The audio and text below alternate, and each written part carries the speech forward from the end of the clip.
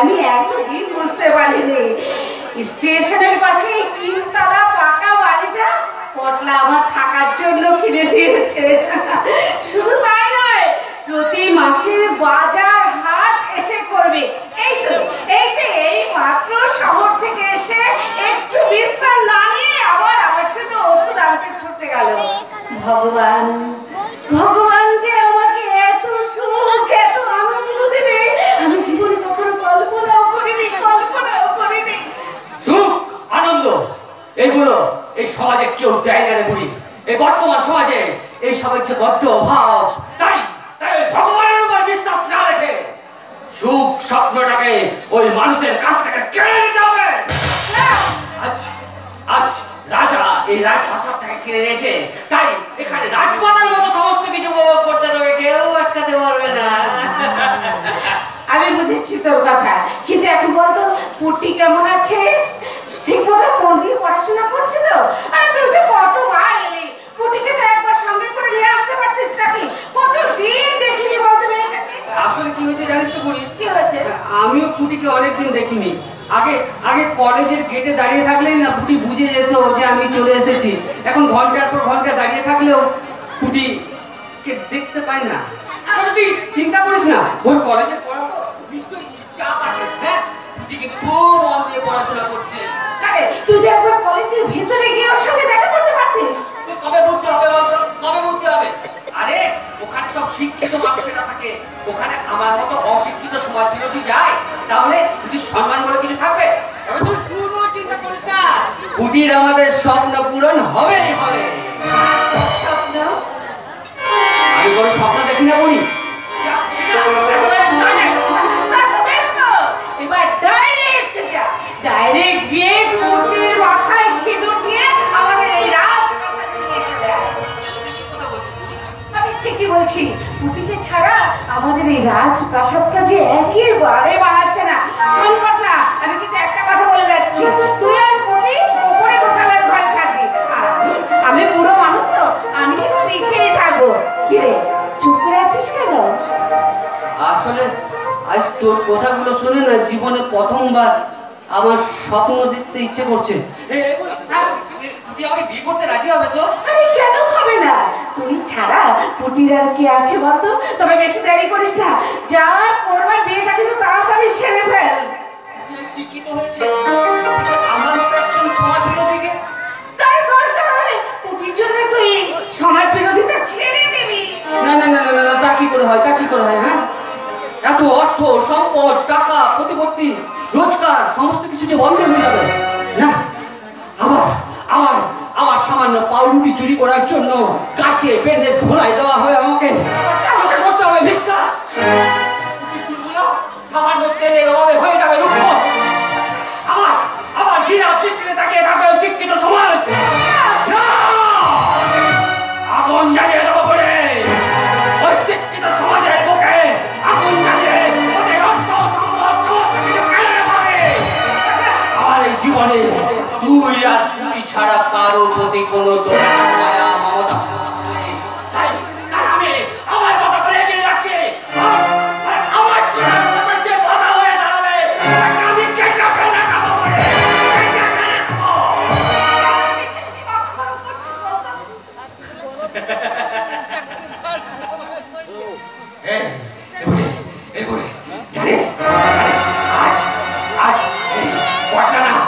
সত্যি শহরে গিয়ে রাজা হয়ে গেছে একেবারে রাজা। আজ কেউ আর আমার দিকে ঘৃণা দৃষ্টিতে তাকাতে পারে না। জানিস তারা জানে রাজার দিকে চোখ তুলে তাকালে রাজা তাদের চোখগুলো একেবারে উবড়ে নেবে। রাজার সঙ্গে উঁচু করে গোলা কোথায় বললে রাজা তাদের জিভটা একেবারে ছিঁড়ে নেবে। বুঝেছি, তুই বড় মস্তান হয়ে গেছিস। এবার মস্তানি বন্ধ করে যা পুটিকে পরে সাজিয়ে এই বাড়িতে নিয়ে আয়। মাঝে মাঝে তোর কাছে এলে না কখন মানুষ থেকে মানুষ পরিণত হয়ে যায় বুঝতে পারি না। তৈরি করতে চাচ্ছিলাম সালা হিংসার রাজত্ব, পৌঁছে গেলাম ভালোবাসার বাসর ঘরে। না আমি তো রাজা, এই অন্ধকার জগতের বেলায় বাদশা। অর্থ সম্পদ প্রভাব প্রতিপত্তি সমস্ত কিছু থাকা সত্ত্বেও তবুও মনের মধ্যে আমার তুই আমাকে ভালোবাসবে তো? না, আমি তো পারছি না।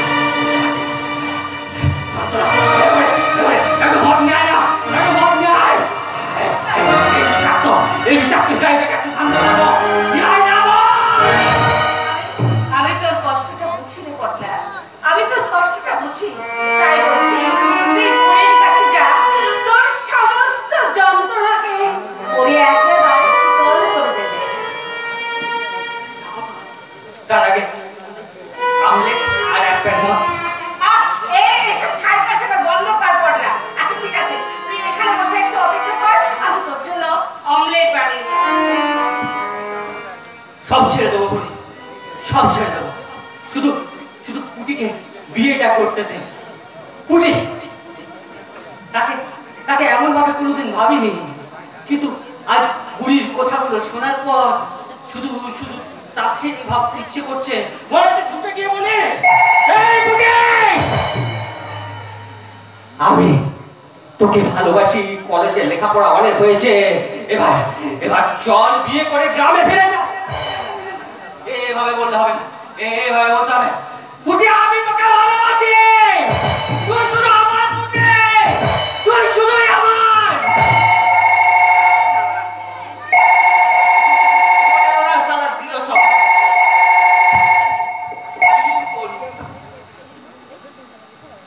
হ্যাঁ বল মেলে, কি বলছিস? খুন করতে হবে? হ্যাঁ, কিন্তু বস তো জানে আমি মানুষ খুন করি না। কি 10 লাখ দেবে? আচ্ছা আচ্ছা ঠিক আছে, তুই এক কাজ কর। হ্যাঁ হ্যাঁ শোন শোন শোন, এটাই কিন্তু আমার বসের সাথে শেষ কাজ। কেন? ওটা আমি গিয়ে বলবো, এখন ফোনটা রাখ। হ্যাঁ, এক পুলিশ অফিসারকে খুন করতে হবে, 10 লাখ টাকা দেবে। ওই টাকাগুলো নিয়ে ওই শহরটাকে শেষবারের মতো টাকা করে পুটিকে নিয়ে সোজা এখানে চলে আসবো।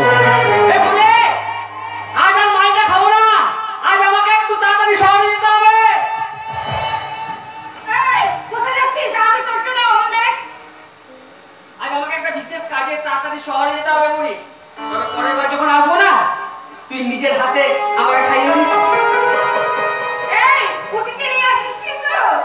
এবার যখন এই পড়াভূমির মাটিতে আসবো, তখন আমি শুধু একা না রে, দেখবি আবার পিছনে পিছনে পুটিও চলে এসেছে। তবে তুই চিন্তা করিস না, তুই খুব ভালোভাবে আস থাকবি, আমি খুব তাড়াতাড়ি ফিরে আসছি। অবাক ছেলে, এই দুম করে এসে বলবে বুড়ি আমি এলাম, আবার দুম করে বলবে এই বুড়ি আমি চললাম। কোনো স্থিরতা নেই, এমন চঞ্চল প্রকৃতির ছেলে আমি জীবনে কখনো দেখিনি। ওই পুটি একমাত্র ওকে ঠান্ডা করতে পারবে। আমার বিশ্বাস পুটি পারবে ওকে অন্ধকার জগৎ থেকে মুক্তির আলো দেখাতে।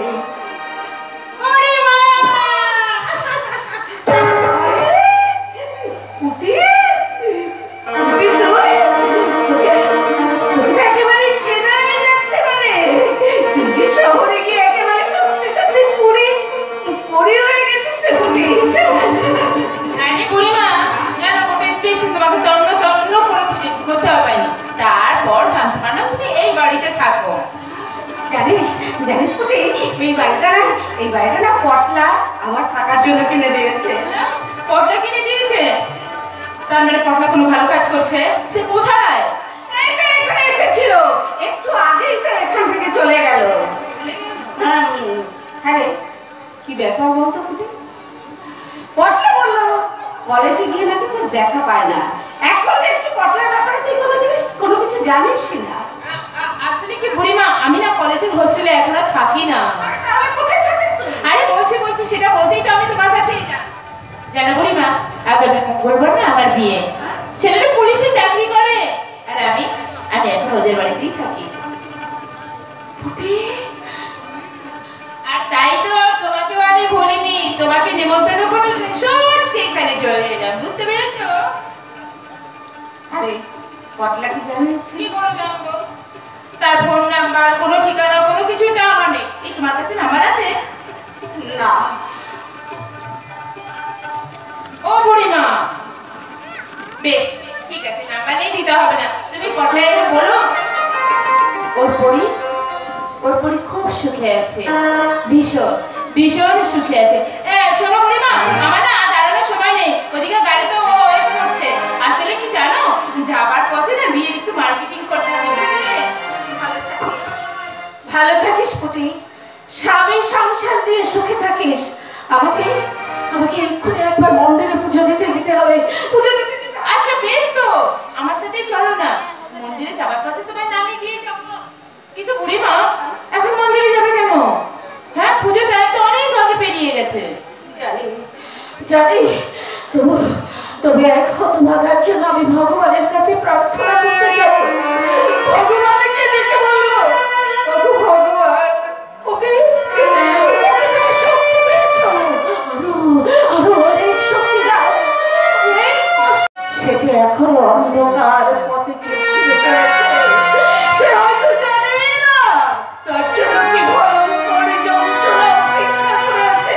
না না না, তার জন্য আমার মনটা একেবারে ভালো নেই। তুই সাবধানে যাস, তুই সাবধানে যাস। না না, তুই এখন খুবই নস, তুই তো শহরে কি এখন পরি হয়ে গেছিস। ভালো থাকিস, আমার আশীর্বাদ তোর সঙ্গে রইল। শুধু পরীকে আশীর্বাদ করবেন, আমার কি করবেন না?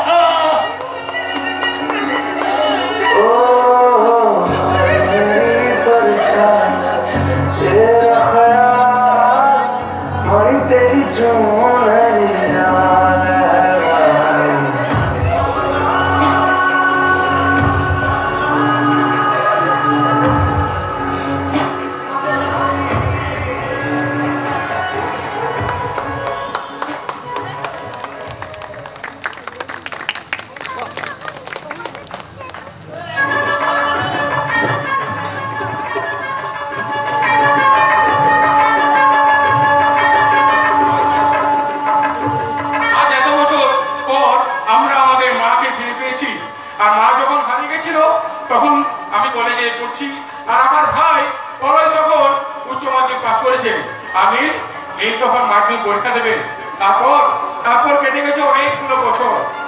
তারপর আমরা আমাদের মাকে ফিরে পেয়েছি একমাত্র পরীর জন্য, তাই তো পরীকে ভাতৃপুত্র হিসাবে পেয়ে আজ আমরা খুব আনন্দিত।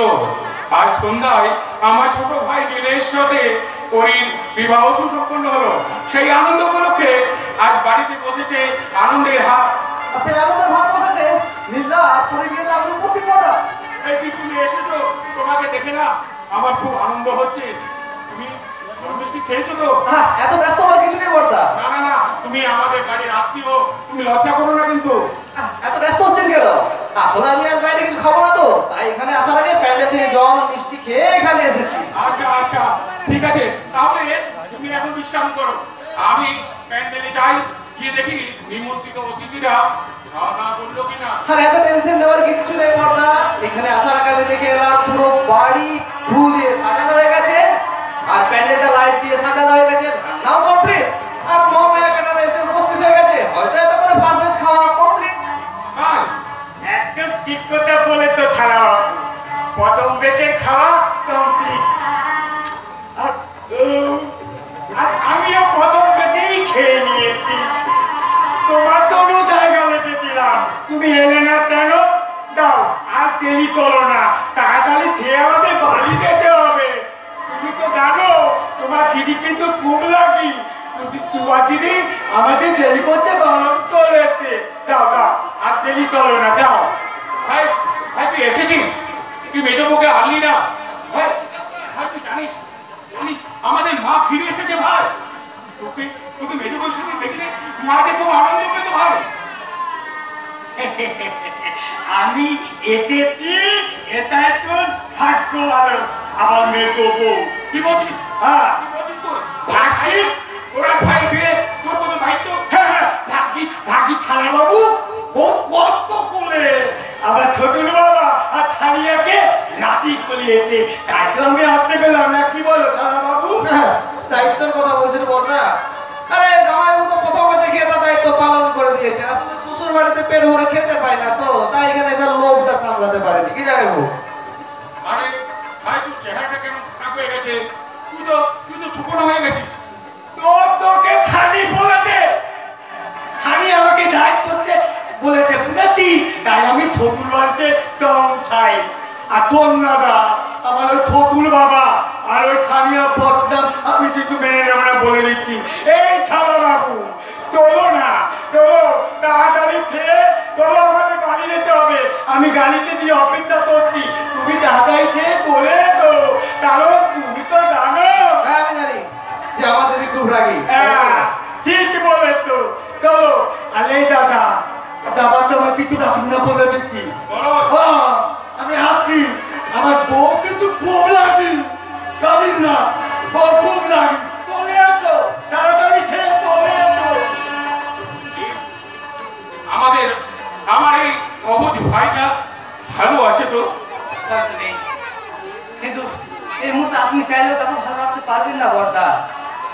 তবে একটা কথা মনে রাখবেন, একদিন হয়তো এই ঝড় থেমে যাবে।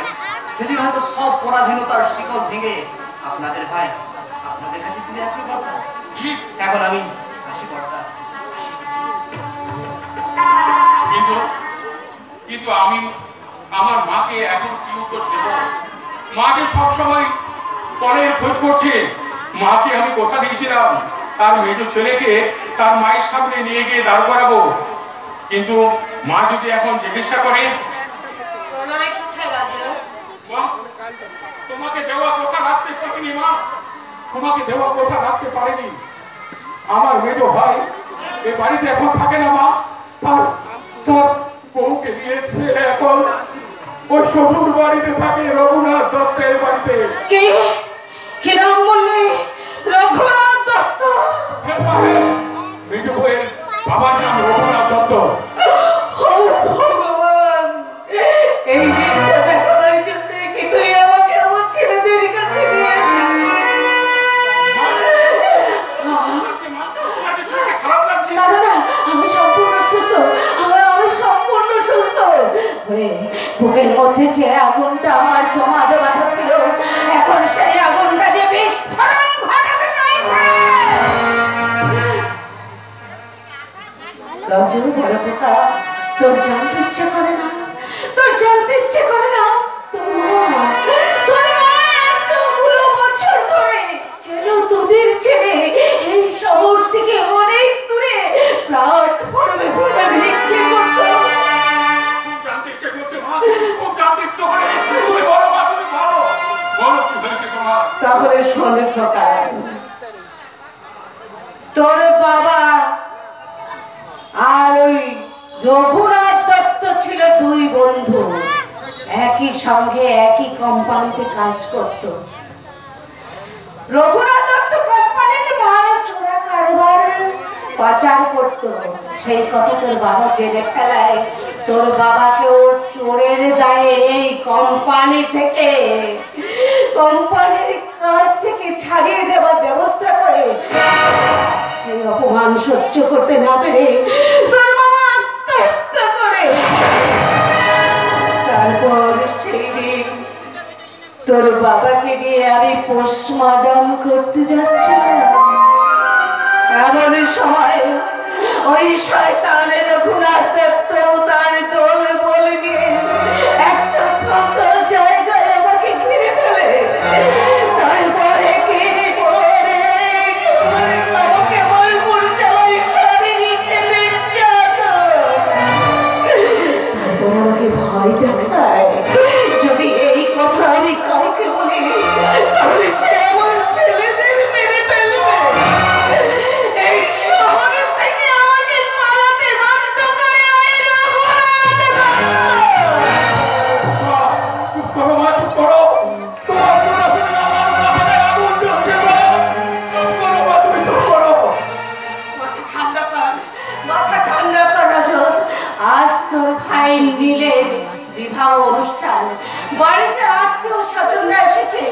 আমি ভগবানে বিশ্বাসী।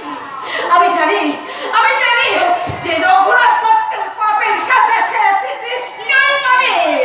ওই রঘুনাথ দত্তের ধ্বংস দেখবো বলে ভগবান আমাকে এই সময় আমাকে সেদিন রাত বেশি দূরে নেই মা, অন্ধকার কেটে যাবে। কিন্তু বাতিগুলো নেমে গেল কেন মা? বাতিগুলো কেন নেমে গেল মা? আমি কেন পুরো দেখতে পাচ্ছি না কেন মা? বাতিগুলো কোথায় মা? হাতগুলো বন্ধ মা। আমি চারদিকে শুধু অন্ধকার দেখছি না মা।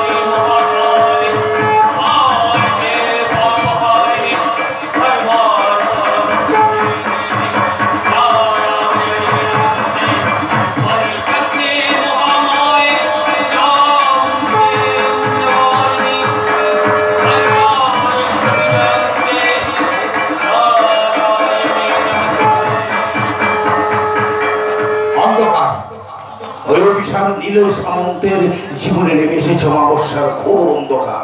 নতুন বউটাকে নিয়ে ফুলসজ্জায় ওঠার আগে তাকে উঠতে হবে মৃত্যু সজ্জায়। বারুদের লোকজন তাকে অপহরণ করে নিয়ে গেছে বিভীষণ বাবু গুপ্ত বেড়ায়, আর এদিকে বিভীষণ বাবু মাকে পূজায় মত্ত। ওম হ্রিং শ্রীং ক্লিং আট্টকালিকা পরমেশ্বরী স্বাহা। ওম হ্রিং শ্রীং ক্লিং আট্টকালিকা পরমেশ্বরী স্বাহা। ওম হ্রিং শ্রীং ক্লিং আট্টকালিকা পরমেশ্বরী স্বাহা। জয় তারা।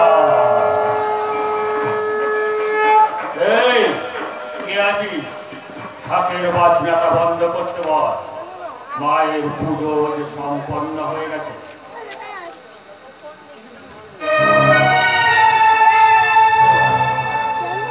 এই নেতা হয় এটা মায়ের চরণামৃত। প্রফেসর ঠিক আছে তো? আপনি কোনো চিন্তা করবেন না স্যার, আমি সব দিকে একদম পুরোপুরি নজর রেখে চলেছি। শয়ে শয়ে মানুষ আসছে আপনার মন্দিরে মায়ের প্রসাদ ও খিচুড়ি খাওয়ার জন্য। ওই দেখুন না, দেখুন সিসিটিভি পর্দায় চোখ রাখলে আপনি দেখতে পাবেন যে কেমন ভাবে আমি সিভিক কর্মীদের নিয়োগ করেছি। আগত ভক্তদের কিভাবে সামাল দিচ্ছে। ও চারিদিকে একবারে আপনার আমি ধন্য ধন্য পড়ে গেছে স্যার। আপনার মতো ধার্মিক মানুষ এই জগৎ সংসারে তা যা বলেছিস সেটা। মায়ের নিত্য পূজা না করে আমি জল স্পর্শ জয় তারা।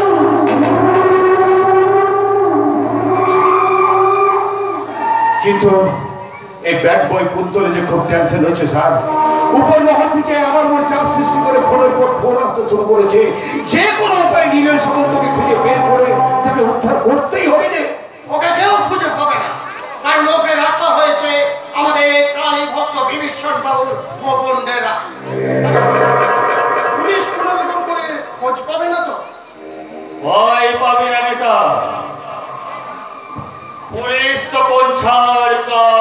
পৌঁছিতেও টের পাবে না।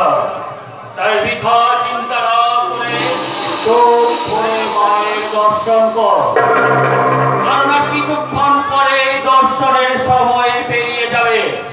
বন্ধ করে দেওয়া হবে মন্দিরের সরোবর দরজা। আমি বলছিলাম কি,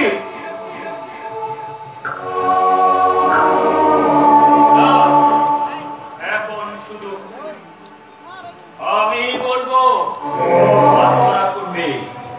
মনে রাখিস, ছল কপট চক্রান্ত ভয় এই সব কিছুকে হাতিয়ার করে আমি তৈরি করেছি আমার পাপের সাম্রাজ্য। এই বিভীষণের শরীরে তোদের মতো লাল রক্ত বইছে না রে। এই বিভীষণের শিরা উপশিরা ধমনীতে বইছে এই মানের বিষাক্ত বিষ। তাই মনে রাখিস, ওই নিলয় সামন্ত যে অন্ধকার গহরে প্রবেশ করেছে, সেখান চেয়ে আলোর মুখ সে কোনোদিনও দেখতে পাবে না। আমি বলছিলাম না, আমি বলছিলাম কি, আমি তো আপনার কাছে লোক, আমি কি পারি না ওই গোপনের সন্ধান জানতে? একদিন ওর বাপটাকে আত্মহত্যা করতে বাধ্য করেছিল, মাটাকে বাড়িতে করেছিলাম। শুনলাম মাটা আমার বাড়ি ফিরে এসেছে। একদিন দিয়েছিলাম ওর স্বামী লাশ, এবার ওকে দেব আমি তার ছেলে সিরাজ। ও জানতে গেছি ওই সব পানি গোলা পুলিশ অফিসার নিলয় সামন্ত আর তার অনুকরা বিয়ে করা বউ কেমন কষ্ট পাচ্ছে। মৃত্যু যন্ত্রণা ভোগ করতে করতে জীবন থেকে মুক্তি চাইছে। তোরা কি সেই বিভৎস মৃত্যু যন্ত্রণার দৃশ্য উপভোগ করতে চাও? আর বলতে এই ব্যাড বয় কুন্তল কিন্তু সমস্ত রকম দৃশ্য দেখতে অভ্যস্ত, কিন্তু আমি ভাবছি ওই নিলয় সামন্তের কথা। নতুন বউটাকে নিয়ে ভোগ করার আগে সে কি নিজেই মায়ের ভোগে লেগে গিয়ে জীবন থেকে মুক্তি দেবে না? আর ওই দৃশ্য দেখে কখনো কেউ হবে হবে। মায়ের মন্দিরে যখন এসেছিস, মায়ের সেবক তোদের ইচ্ছা অবশ্যই পূরণ করবে। এই কে আছিস? মায়ের দর্শনের সময় পেরিয়ে গেছে, মন্দিরের সদর দরজাটা বন্ধ করে দে। বুঝিয়ে বলবেন না, তোরা এখানে চুপচাপ দাঁড়িয়ে থাকবি, কারণ মা যে এখন তোদের ইচ্ছে পূরণ করবে রে। আরে কথাটা একটু খুলে বলুন না। বিভীষণের কথা বোঝা এত সহজ নয় রে অফিসার। তাছাড়া আমি না বোঝালে বুঝলি কেমন করে বলতো? এই মন্দিরের নিচে আন্ডারগ্রাউন্ডে আছে লাশ কাটা ঘর।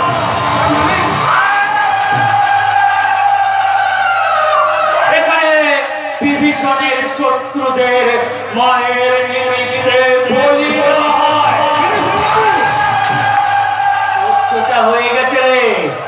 এই দুটোকে বলি দিলে আমার 16 কলা পূর্ণ হবে রে, আমার 16 কলা পূর্ণ হবে। তারপর আগামী অমাবস্যায় চন্দ্র সূর্য পৃথিবী তখন এক সরলে আমি আমার এই তুচ্ছ মনুষ্য দেহ ত্যাগ করে অমরত্ব লাভ করবো রে, অমরত্ব লাভ করবো। কি রে, তোরা কি ভয় পেয়ে গেলি না? ভয় পেলে দেখবি কেমন করে বলতো? ওই অফিসারে নিলয় সামন্তের কাটা মুন্ডুটা কেমন করে মায়ের চরণে নিবেদন করা হচ্ছে। মায়ের চরণে কেমন করে ওর দেহটাকে কুচি কুচি করে কেটে মন্দিরের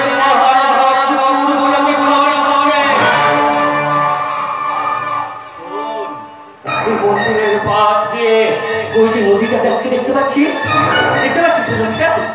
ওর পারে রয়েছে আমার শহরের ঝাউ বনের জঙ্গল, আর ওই জঙ্গলের ঠিক মাঝখানে রয়েছে সুরঙ্গের গভীর যাওয়ার একটা গোপন রাস্তা। কিন্তু সেই রাস্তা দিয়ে তোরা যেতে পারবি না। কেন পারবো না? কারণ ওখানে আমি বিশ্বকর্মা কোথায় যাবো? ওই ওই মায়ের মূর্তিটা দেখতে পাচ্ছিস? ওই মূর্তিটা সরিয়ে দিলেই পেয়ে যাবি সুড়ঙ্গের ভেতরে যাবার আরো একটা গোপন রাস্তা। আর সেই রাস্তা দিয়ে যেতে যেতে উপভোগ করবি মানুষের মৃতদেহের পচা মরা গন্ধ। এই নেতাকে ভয় পেয়ে গেছে অফিসার। ঠিকই, তোর পাও কাঁপছে কেন? ঠিক আছে, তোদেরকে সেখানে যেতে হবে। সেখানে দাঁড়িয়ে দাঁড়িয়ে আমি তোদেরকে সেই দৃশ্য উপভোগ করা। ওই সিসিটিভি পর্দার দিকে নজর রাখ। আমি রিমোটের সুইচটা অন করে দিচ্ছি। দেখ কেমন অসহায় অবস্থায় পড়ে আছে অফিসার বিজয় সামন্ত।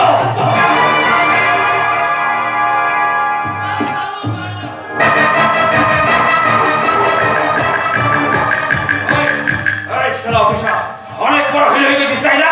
আর তোর সাহস তুলে গেলে ঘটে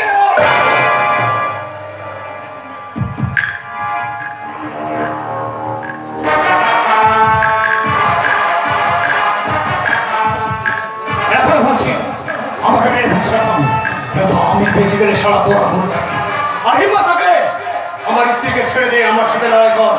কথা দিচ্ছি বিভীষণের বংশ সমেত তোদের শহরকে আমি ধ্বংস করে দেবো।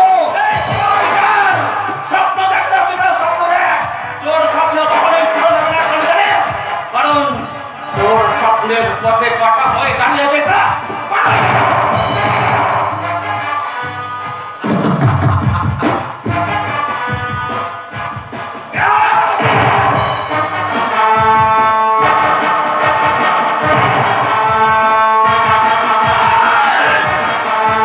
এখন বলছি সাবধান হয়ে ছাড়ো তো। কি করবে? প্রথম দৃশ্যটা মনে আছে অফিসার? কিভাবে আমাকে অত্যাচার করেছিলি? এটা হচ্ছে নবম দৃশ্য। নবম দৃশ্য শুধু আমার। আমি দরবারে নবম দৃশ্যটাই সব বারুদ চোর করে আদায় করে দেবে। আমি এমন শিক্ষা দেব, সুদ সমেত প্রত্যেকটা আঘাতের আমি চিহ্ন দেব। একেবারে সুদ সমেত।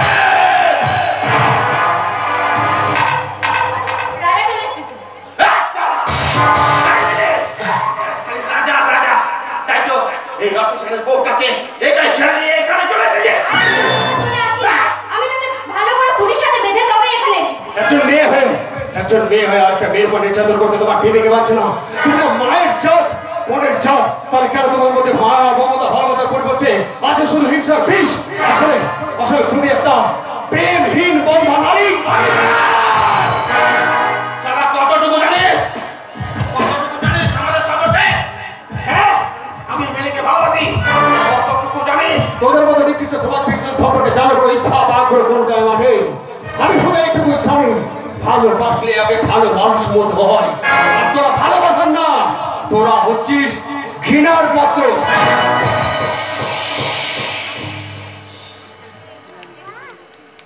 একদম চুপ, একদম চুপ করে যা, না হলে না এখানেই তোকে একদম শেষ করে দেবো। একদম চুপ করে দাঁড়িয়ে না। একজন মৃত্যু পথযাত্রীকে তার মনের কথাগুলো বলতে দে। কি বলতে যাচ্ছিস বল? বিয়ে করেছিস? হ্যাঁ, খুব ভালো করেছিস। আমিও ভালোবাসি একজনকে, আমিও বিয়ে করবো তাকে। তাহলে অন্ধকার রাস্তায় না থেকে কেন সৎভাবে বেঁচে থাকতে পারিস না? এই হলো সালা মুশকিল, কাউকে একটু ভালো করে কথা বলতে জ্ঞানের ডায়লগ দেওয়া শুরু করে দেবে। তোকে এখন আমি মারবো, আর তোকে মারলে না আমার হাতে চুরে আসবে অনেকগুলো টাকা। আমি সালা এলাকায় থাকবো না, আর এদেরকেও থাকতে দেবো না, একদম প্রমিস। এই টাকাগুলো এখন আমার ভীষণ প্রয়োজন। এই টাকাগুলোকে নিয়ে এই শহর ছেড়ে চলে যাবো আমি। আমার ভালোবাসাকে নিয়ে সুখে শান্তিতে সংসার করবো। সারা জীবনে অনেক কষ্ট পেয়েছি, এবার তোদের মতো শিক্ষিত সমাজে সুখ স্বপ্ন সমস্ত কিছুকে ছেড়ে দিয়ে আমি রাজার মতো জীবন যাপন করি। আইনের চোখে ফাঁকি দিয়ে তুই বেশি দিন স্বাচ্ছন্দ্য জীবন যাপন করতে পারবি না। একটা কথা মনে রাখবি, এই অফিসার নীলের সমুদ্রের মৃত্যুর পর এই ভারতবর্ষের বুকে হাজারটা নীলের সমুদ্রে জন্মগ্রহণ করবে। আর সে তখন তোদের মতো টাকার কাছে বিক্রি হয়ে যা কুত্তাগুলোকে সততার চাবুক মেরে ক্ষত বিক্ষত করে দেবে। এই অফিসার তো কোনো সততার করে দিচ্ছে রে। শোন তো কাজে লাগবে শোন।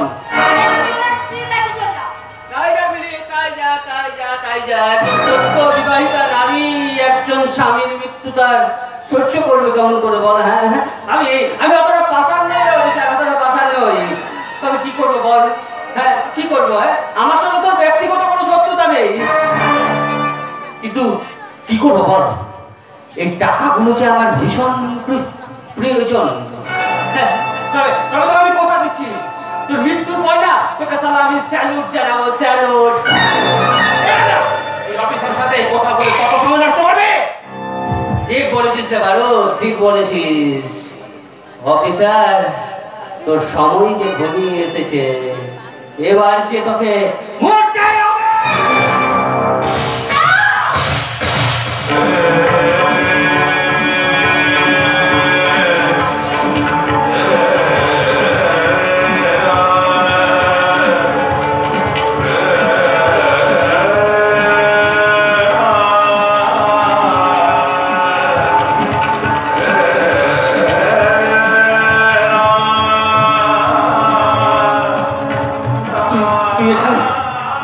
আমি নীলের পরি, আমার স্বামী নীলকে মারার আগে আমার বুকে গুলি চালাতে হবে।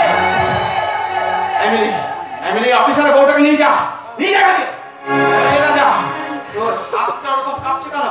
হ্যাঁ ঠিক আছে, তাহলে দুটোকে আগে বেড়া দিয়ে রাখ।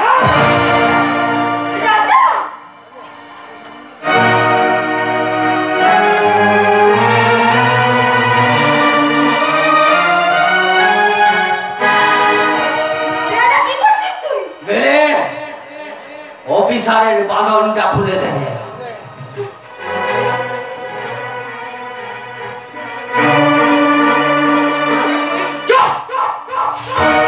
কোনো কথা বলবি না,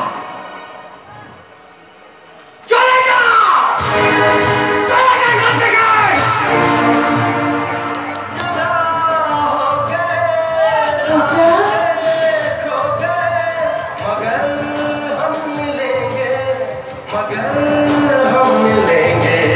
ये याद रखना मेरी रात रखना, ये याद रखना मेरी रात रखना।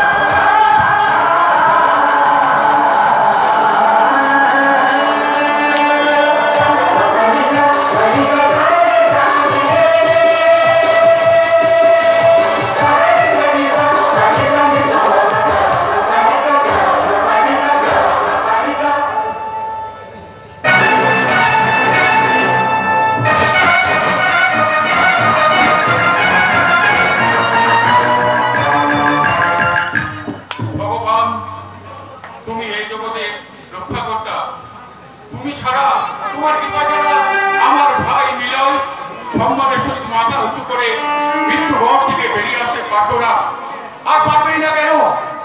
তার যারা আদর্শের পূজারী দৈরব সামন্ত অন্যায়ের সাথে কোনোদিন মাথা নত করেনি। আর এই শিক্ষা আমি আমার ছাত্রদের সাথে সাথে আমি আমার ভাইদের মাথায় এই শিক্ষাটা বুঝে দিয়েছিলাম। সে কারণে হয়তো সব নিষ্ঠাবান পুলিশ অফিসার ওই শয়তানের ডেরা থেকে মাথা উঁচু করে বাড়িতে ফিরে এসেছে। আর তাই সাংবাদিক দীপ দত্ত এ বাড়িতে ছুটে এসেছে। নীলার পরে ইন্টারভিউ, তার খবরের কাগজে ছাপানোর পর। আচ্ছা নীলার পরে কোথায়? আরে বলো না, দুটোর ওপর ছেলে মেয়ে দুটোর ওপর খুব শারীরিক এবং মানসিক সকল গেছে। তাই তো ওরা এখন বিশ্রাম নিচ্ছে। তুমি একটু বসে দিন, তোমার জন্য আমি জল খাবার নিয়ে আসছি। না না বড়দা, সেসব আর কোনো দরকার নেই। তা বলতে হবে কি করে? তুমি যে আমাদের এই বাড়ির আত্মীয়। এখানে কোনো আত্মীয় নয়, একজন সাংবাদিক হিসাবে এসেছি বড়দা। হ্যাঁ, তুমি নিশ্চয়ই সাংবাদিক, কিন্তু সেই সাথে মেজদি ভাই। তাই তোমাকে না খেয়ে তো এই বাড়ি থেকে ছাড়তে পারি না। তার আগে বলতো, তোমরা কিভাবে অক্ষম অবস্থায় সেই জায়গা থেকে এখানে ফিরে এলে, এটা জনগণ জানতে চাইছে। বেশ, সবকিছু জানবে। তার আগে দাঁড়াও, আমি তোমার জন্য খাবার তৈরি করে আনি। উনি একদম ঠিক কথা বলেছে দিন। আগে খাবার খেয়ে নাও, তারপর হবে ইন্টারভিউ। আমার প্রশ্নের উত্তর দেওয়া করি। কিভাবে কিভাবে তুমি ওখান থেকে ফিরে এলে? আচ্ছা আচ্ছা, আমার মনে হচ্ছে তুমি যেন কোনো কিছু গোপন করছো। সাংবাদিক, সেই ছোট্টবেলা থেকে না আমি মনের দিক থেকে খুব বেশি শক্তিশালী। জন্মের পরে নিজের মা বাবাকে কোনোদিন চোখে দেখিনি, মানুষ হয়েছে ফুটপাতে। তাই স্নেহ, মায়া, মমতা, ভালোবাসা কি জিনিস সেটা আমি কোনোদিনই জানিনি। এই সংসারে প্রথম এসে আমি আমার বাবার স্নেহের সান্নিধ্য পেয়েছি।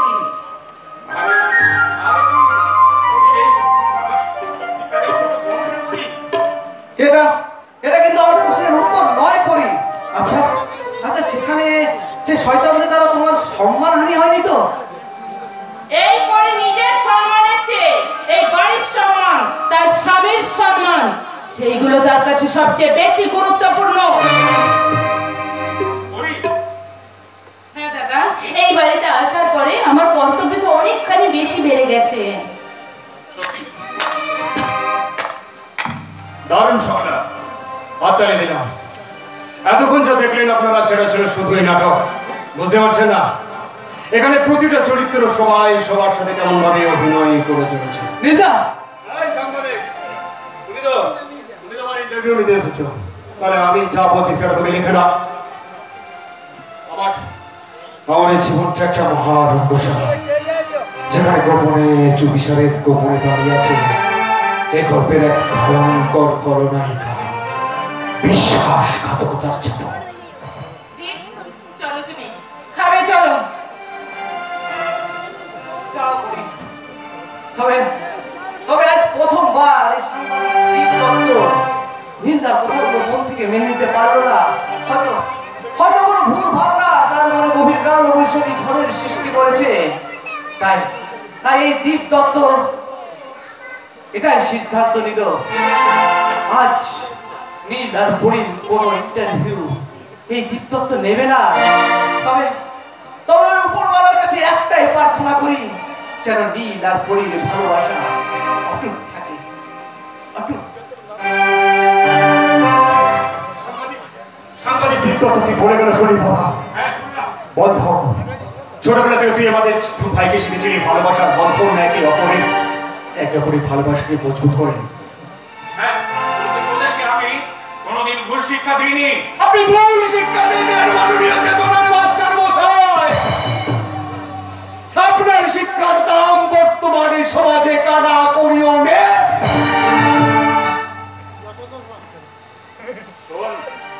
শোন, তুই কখনো হিংসা দিয়ে জয় করা যায় না, সত্য দিয়ে জয় করা যায় সারা পৃথিবী।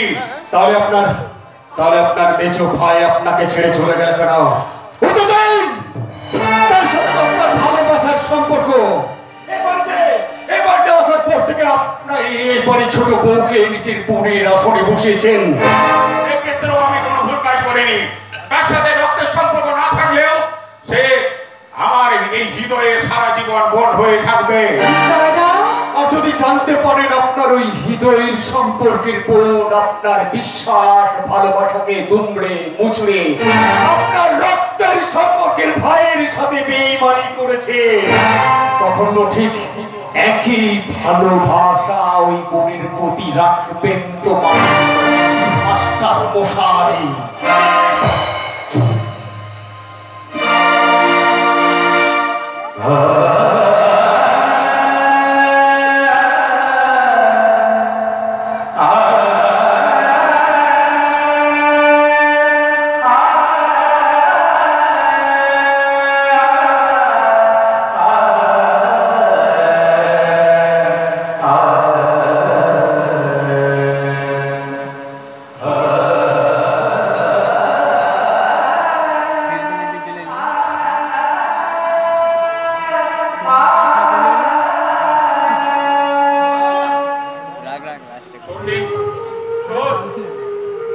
চেতনার চৌকিদার হয়ে সারাটা জীবন শিক্ষকতা করে গেছি, সমাজের মেরুদণ্ড হয়ে সমাজকে শিক্ষা দিয়েছি কোনটা ভুল কোনটা ঠিক।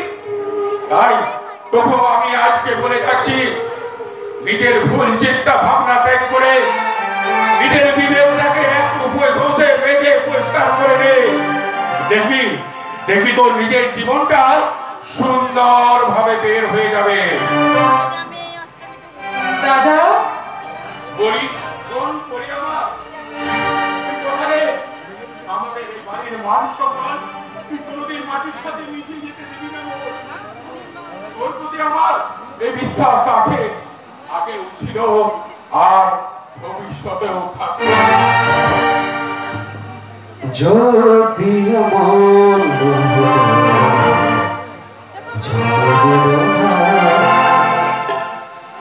বিজলি মতো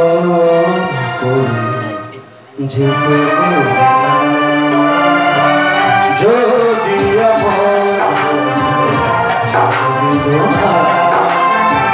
বিজলি মতো লালে লাল ফুলে ফুলে ভরেছে তোরা দূর থেকে দেখি যেহেতু বোঝে না।